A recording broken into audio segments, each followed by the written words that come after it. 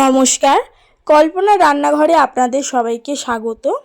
আজকে যে রেসিপিটা আমি বানাচ্ছি সেটা হচ্ছে বাচ্চা থেকে বয়স্ক সবারই খুব পছন্দের একটা রেসিপি। সেটা হচ্ছে চিকেন কাটলেট। কাটলেটটা বানানোর জন্য আমি এখানে প্রেসার কুকারে আলুটা সিদ্ধ করে নেব জল দিয়ে। দেওয়ার পর আমি এখানে নিয়ে নিয়েছি চিকেনের পিস।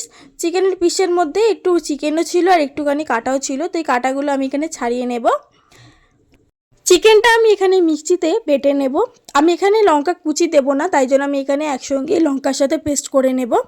দেখো আমার চিকেনের পেস্ট করা হয়ে গেছে। অন্যদিকে একটা বাটির মধ্যে আমি একটা ডিম ফাটিয়ে নেব। ডিমটার মধ্যে আমি কিন্তু নুন দেব না, আমি একটা ডিম জাস্ট ফাটিয়ে নিয়ে ওটাকেই ফেটিয়ে নেব। এর মধ্যে কোনো নুন আমি ইউজ করিনি। অন্যদিকে আমি এখানে আলুটা সিদ্ধ করে নিয়েছি। আলুটা সিদ্ধ করে নেওয়ার পরে একটি থালার মধ্যে আমি যেহেতু ওটা মেখে নেব, তাই আমি এখানে আলুগুলো নিয়ে নিয়েছি। ভালো করে ম্যাশ করে নেব আমি আলুগুলো।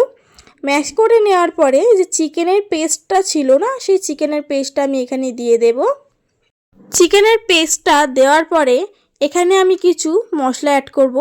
প্রথমে আমি দিয়েছি রসুন বাটা, তারপর আমি এখানে দিয়েছি হচ্ছে পরিমাণ মতো নুন, তারপর আমি এখানে দিয়েছি হচ্ছে ভাজা মশলা, এটা আমার হাতে বা ঘরে বানানো। তারপর আমি এখানে দিয়েছি গরম মশলা গুঁড়ো, সেটাও আমার ঘরে বানানো। তারপর আমি এখানে দিয়ে দিয়েছি হচ্ছে ধনেপাতা কুচি। দিয়ে আমি এখানে সামান্য, একদম সামান্য পরিমাণ, দেখেই তোমরা বুঝতে পারছো, একদম সামান্য পরিমাণ এখানে দিয়েছি ময়দা। দিয়ে আমি এবার ভালো করে এটাকে ম্যাশ করে নেব সব কিছু একসাথে। এখানে আমি একটু হলুদও অ্যাড করেছিলাম, তোমরা চাইলে করতেও পারো নাও করতে পারো, আমার মনে হলো আমি তাই একটু হলুদও অ্যাড করেছিলাম। দেখো আমি এখানে পুরো জিনিসটা দেখাচ্ছি, আমি এরকম শেপ দিচ্ছিলাম, তোমরা যে কোনো শেপ তোমরা দিয়ে নিতে পারো। আমি এখানে কাটলেটের মতো শেপ দেওয়ার চেষ্টা করছিলাম, তোমরা চাইলে যে কোনো শেপ দিতে পারো। আর এদিকে আমি নিয়ে নিয়েছিলাম ব্রেড ক্রাম্ব। কথা বলতে বলতে আমার প্রত্যেকটা কাটলেট রেডি হয়ে গেছে। এটাকে আমি এবারে যে ডিমের ব্যাটারটা ছিল তাতে আমি ডিপ করে নেব।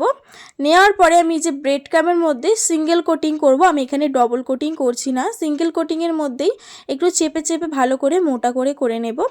করে নিয়ে আমি একটা প্লেটের মধ্যে রেখে দেব বেশ খানিকক্ষণ। ব্রেড ক্রাম্ব দিয়ে মাখিয়ে রাখলে এটা ভালো করে অ্যাবজর্ব হয়ে যাবে, তার জন্য আমি এটাকে 10 মিনিট রেখে দিয়েছিলাম। 10 মিনিট রেখে দেওয়ার পরে এটাকে আমি গরম তেলে ভেজে নেব। আমি এখানে সাদা তেল ইউজ করেছি, সাদা তেলের মধ্যে আমি এখানে ভেজে নেব। প্রত্যেকটা আমি এখানে দিয়ে দিচ্ছি, দিয়ে আমি ভেজে নেব ওটাকে। এক পিঠ ভাজা হয়ে গেলে আমি উল্টে নেব আর এক পিঠ ভাজার জন্য। এটা আমি এরকমভাবে বানিয়েছি।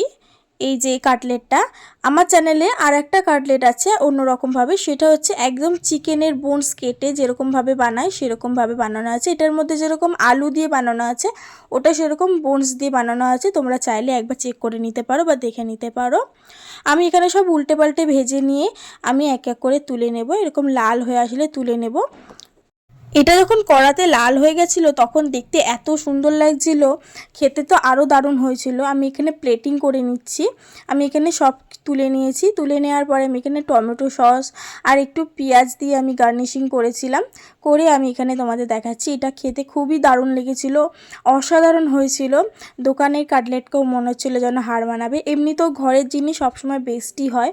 তো কেমন লাগলো তোমাদের রেসিপিটা আমাকে অবশ্যই জানাবে। দেখা হচ্ছে নেক্সট অন্য কোনো রান্নার ভিডিও নিয়ে। ততদিন ভালো থাকবেন, সুস্থ থাকবেন। ধন্যবাদ।